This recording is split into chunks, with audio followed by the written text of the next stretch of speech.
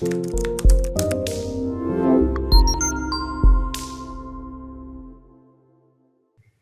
is Valerie Van Boeven with the Senior Care Industry Netcast, where leaders with 3 or more years of experience in the senior care industry share their advice. So let's get to it. In a few sentences, tell us who you are and what you do. I'm Jackie Wargo. I own Call Jackie Senior Living Options. I'm a certified placement and referral specialist. There's about 100 of us across the country. That's it. We've taken the time to do that, to make sure that people know there are those of us who really care about what we do, and we want to show them that we do. I help find independent, assisted memory communities for seniors. I also help them find group homes, and I have a plethora of services that I've gathered over the 16 years I've been doing this. So I have services that I can offer to the families and to the seniors themselves. And so what local area do you mostly serve? Well, I cover the Valley of the Sun, which is, there are several cities here, but it's a large area. I cover pretty much from Flagstaff, for anybody who knows the place, Flagstaff down to Tucson, and east and west. I don't go to LA. I could help somebody, but I don't go that far. But it's pretty much the area around the Valley of the Sun. Nice, very nice. That's a big area too. So you've done this for a long time, so I'm sure you've been around and you know all these little, big and little places where there are excellent care, and so that's awesome. That's exactly it, because I've been doing this for so long, and it's kind of unusual in our business. 16 years is a little crazy for someone to do placement, but I love what I do so much. It's not a job. It's a life for me. It's my passion. I was blessed the day this was thrown in my lap. I can't think of anything else that I would want to do. That is so nice. Yeah, you don't find many folks that have been just in placement for 16 years. They may have started there or ended there, but It is nice when you have an expert on your side in your area, and you cover such a vast area. That's easy. So absolutely. I love talk. That's why we try to, talk to folks who have some experience, because I think with years of experience comes such insight and such wisdom, obviously. So tell us, what is the best thing about serving aging adults? Boy, I could talk for days about what I do, but I only have a few minutes. So the best thing is knowing that I have provided a senior with the best care they can possibly need, in a place that will respect them with respect, that they'll give them respect and dignity. TLC is important for me. I've been in some amazing places where they were supposed to be the best out there, and no one's talking, no one's touching, no one's smiling. And for me, that little touch is very important. And then finally, it's actually also helping the families, because I hear a lot, Jackie, oh my God, my shoulders have come down 2 inches, or thank you for helping because I didn't know what I was doing. And the stress, some girl said the stress was worse than a divorce. I went through this with my mom. That's how I got into the business. And yes, it is. The stress is worse than a divorce. So I'm happy to help families. Very nice. Yeah, this has got to be, for all of us who have aging parents, one of the most challenging times in our lives, where we're trying to help decide about all these things, whether it's home care, or home care just isn't going to get it anymore. Right. And now it's time to move, or whatever the case may be. This is such a challenge. So for people like you, help us get through this. That makes it so much better. I love it. I love it. I get to sleep really well at nighttime. I love sleeping. So this kind of job, because the satisfaction is, it's so satisfying that I get to sleep well.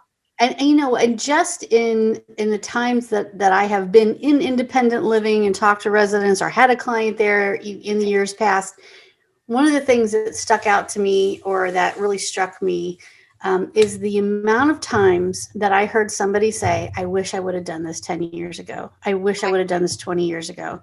Right. I love this community. I love these people. I've made new friends, and it is so nice to hear that, and to know that this isn't as scary as it might seem. It's actually probably a really nice new chapter for most people. It is. And that's, you said, is a very important word, scary. Especially when people are in their 80s and 90s. And I've had the oldest I had was 107. So you get them up in that generation, that age, and they're so used to having everything in order, having routine, that moving someplace, no matter how much they might even want it, it's still scary for them. And you're right. They get there and they make one friend. That's all they need.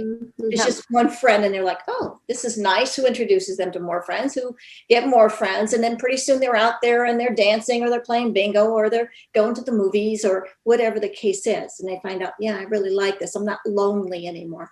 Yep, absolutely. So much better for those who are isolated in their homes. This is such a better situation.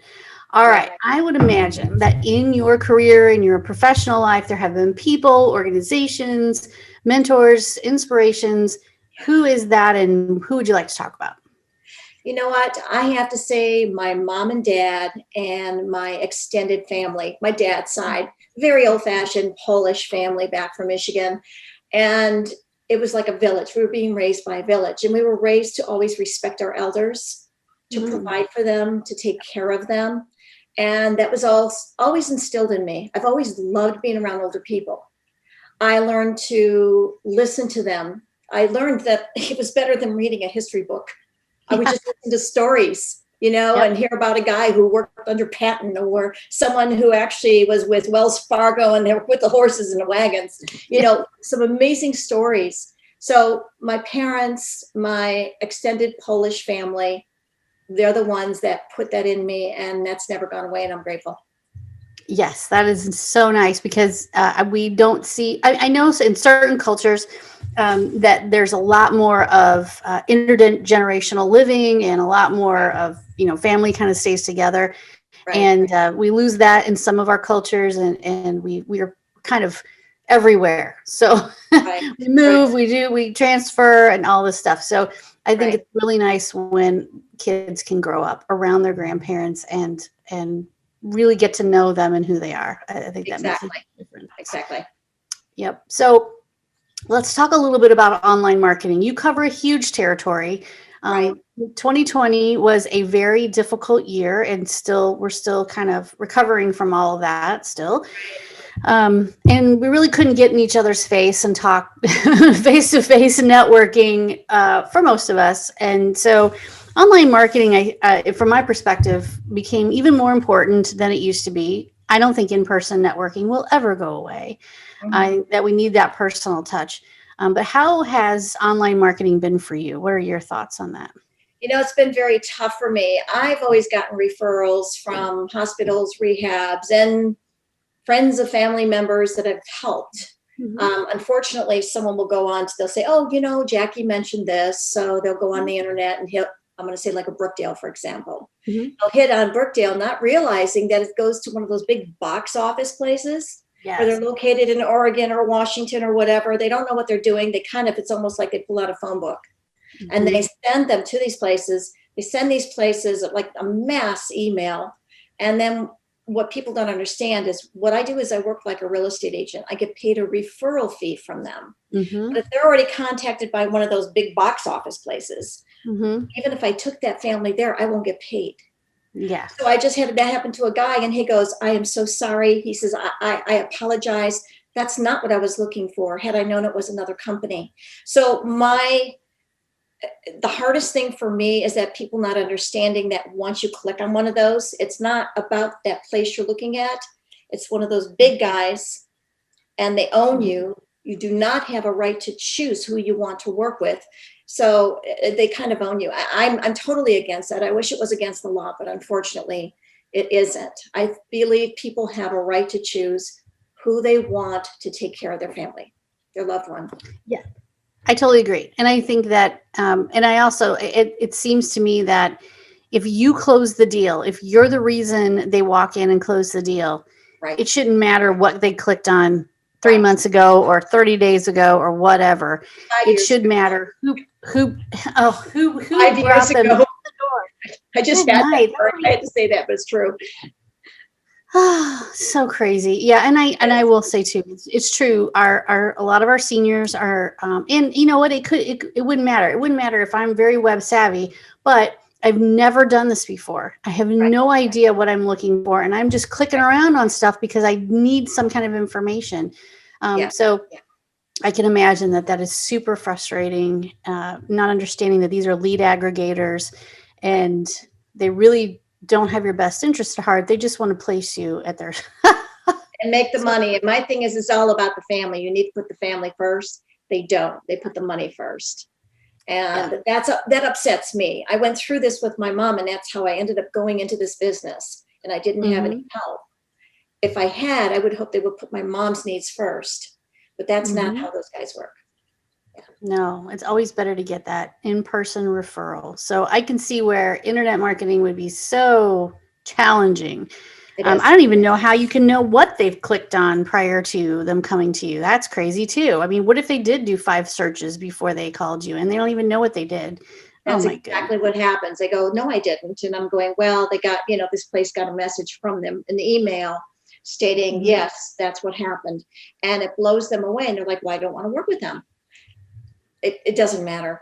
And then they get upset. And because I've been doing this a long time.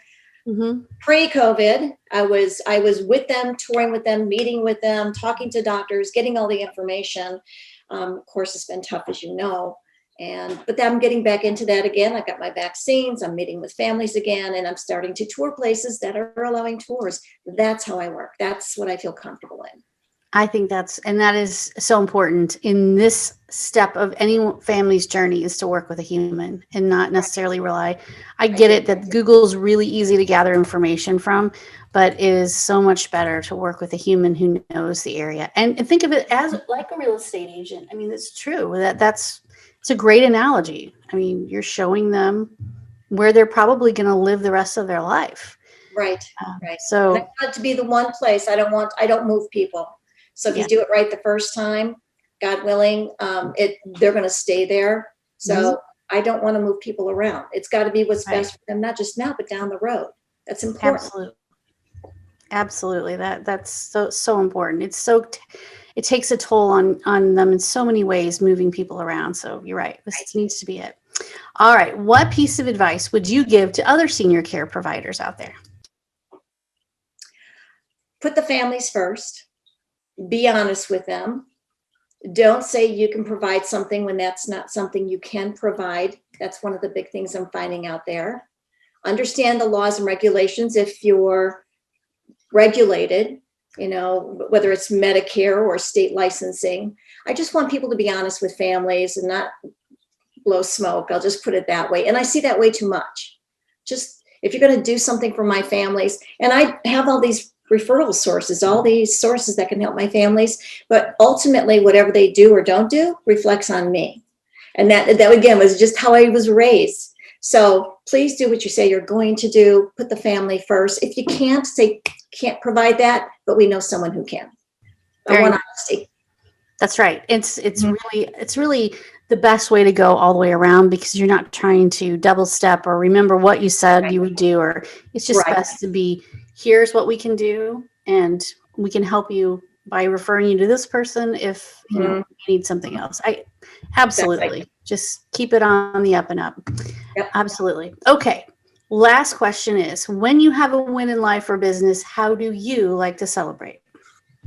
How do I like to say? Well, I celebrate every day. There's always something, whether it's a phone call from somebody whose mom may have died, and she calls me to say, hey, mom's died, but this was the best place in the world for her. They took care of her, treated her like family. Or it's someone saying, oh my God, I didn't know there was anyone out there like you.